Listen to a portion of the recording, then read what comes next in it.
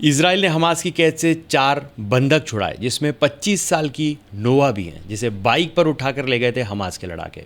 274 फिलिस्तीनी इस ऑपरेशन में मारे गए।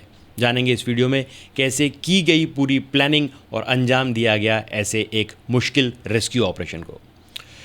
इजराइल ने शनिवार को दावा किया कि उसकी सेना ने गाज़ा के नुसीरत शरणार्थी शिविर में फायरिंग के बीच इस ऑपरेशन को अंजाम दिया।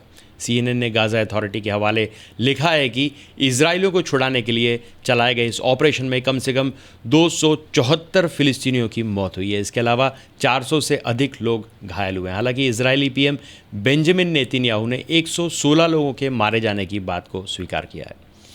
इजराइल की डिफेंस फोर्सेस ने बताया कि ऑपरेशन में उनका एक सैनिक भी मारा गया है। अमेरिका मीडिया हाउस एक्सियोस के मुताबिक इस ऑपरेशन में अमेरिका की हॉस्टेज यूनिट ने इजराइल की मदद की। छुड़ाए गए बंधकों में 25 साल की नोवा अर्गमानी नाम की वो लड़की भी है, जिसे हमास के लड़ाके जबरन मोटरसाइकिल पर उठाकर ले गए थे। 7 अक्टूबर को इजराइल पर हुए हमले के बाद नोवा का वीडियो काफ़ी वायरल हुआ था। नोवा के अलावा हमास की कैद से 3 युवकों को भी छुड़ाया गया है। इजराइल डिफेंस फोर्सेस के प्रवक्ता डेनियल हगारी ने कहा है कि बंधकों को छुड़ाने का ऑपरेशन काफ़ी मुश्किल और काफ़ी जोखिम भरा था। हमास ने इजरायली नागरिकों को सेंट्रल गाज़ा के नुसीरत इलाके में 2 अलग अलग जगहों पर छिपा के रखा था। उनकी रिहाई के लिए डिफेंस फोर्सेस ने ज़मीन, हवा और समुद्र में हमले किए। इजराइल के वाइनेट मीडिया हाउस के मुताबिक प्रधानमंत्री बेंजामिन नेतन्याहू, रक्षा मंत्री योव गैलेंट ने गुरुवार शाम को सेंट्रल गाज़ा के नुसीरत से 4 बंधकों को छुड़ाने के लिए अभियान को मंजूरी दी थी। इसके लिए उन्होंने वॉर कैबिनेट और सिक्योरिटी कैबिनेट की बैठक भी रद्द कर दी थी। खुद प्रधानमंत्री नेतन्याहू शिन बेत सिक्योरिटी सर्विस के वॉर रूम से इस मिशन की गतिविधियों की पल पल की जानकारी ले रहे थे। Israeli defence minister Yoav Gallant ने इस चीज़ की पुष्टि की। उन्होंने सोशल मीडिया पर एक्स पोस्ट पर लिखा कि इजराइल गाज़ा पट्टी से 4 बंधकों को मुक्त कराए जाने से बेहद खुश है। इससे पहले इजराइल ने फरवरी में एक ऑपरेशन के दौरान 2 बंधकों को छुड़ा लिया था। हालांकि 120 इजरायली अब भी हमास की कैद में हैं। राष्ट्रपति हरजोग ने छुड़ाए गए बंधकों से बात की। उन्होंने अर्गमानी से बात करते हुए कहा कि मैं पूरे इजराइल की तरफ से आपको गले लगाता हूं। नेतन्याहू ने अर्गमानी से फ़ोन पर पूछा कि अब वो कैसा महसूस कर रहे हैं। इसके जवाब में अर्गमानी ने कहा कि मैं वापस आकर बहुत उत्साहित हूँ। उन्होंने कहा कि वो घर लौटकर काफ़ी समय बाद अपनी भाषा हिब्रू में बात कर रही हैं।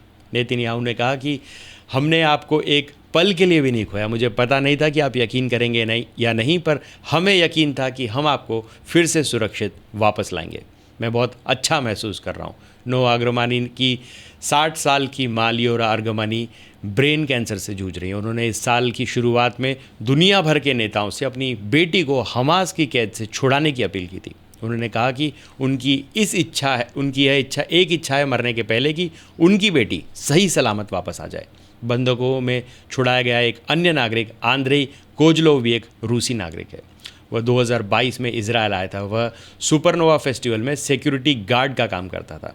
छुड़ाए गए बंधकों में एक अल्मोग मेयर जैन है। BBC रिपोर्ट के मुताबिक जब हमास के लड़ाकों ने हमला किया तो उसने भी फेस्टिवल से भागने की कोशिश की। वह अपने दोस्त के साथ कार से भागने लगा, लेकिन कुछ ही दूरी तक जा पाया और फिर उसे रुकने के लिए मजबूर होना पड़ा। द टाइम्स ऑफ इजराइल की रिपोर्ट के मुताबिक रिहा किया गया एक अन्य शख्स शलोमी जिव भी सुपरनोवा फेस्टिवल में सिक्योरिटी टीम का हिस्सा था। मिस्र और जॉर्डन ने नुसीरत शरणार्थी शिविर पर इजरायली हमले की निंदा की है। मिस्र ने कहा कि इस ऑपरेशन में 200 से अधिक लोग मारे गए। यह अंतर्राष्ट्रीय कानूनों का उल्लंघन है। जॉर्डन विदेश मंत्रालय ने अपने बयान में कहा कि इतनी बड़ी संख्या में फिलिस्तीन नागरिक मारे गए। यह हमला अंतर्राष्ट्रीय कानून और अंतर्राष्ट्रीय मानवीय कानूनों का उल्लंघन है। जॉर्डन ने विश्व समुदाय से मांग की है कि वे इजराइल के अत्याचारों पर तुरंत रोक लगाने के प्रयास करें। 7 अक्टूबर के हमले में 1200 इजरायली नागरिक मारे गए थे। इस दौरान 234 इजरायली और विदेशी नागरिकों को भी बंधक बना लिया गया था।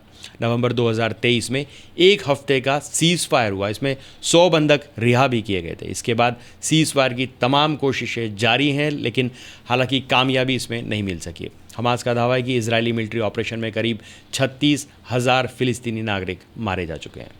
तो आज के लिए बस इतना ही। तब तक के लिए हंसते रहें, मुस्कुराते रहें, स्वस्थ रहें, व्यस्त रहें और मस्त रहें। और जी हाँ, चैनल को भी ज़रूर सब्सक्राइब करें। धन्यवाद।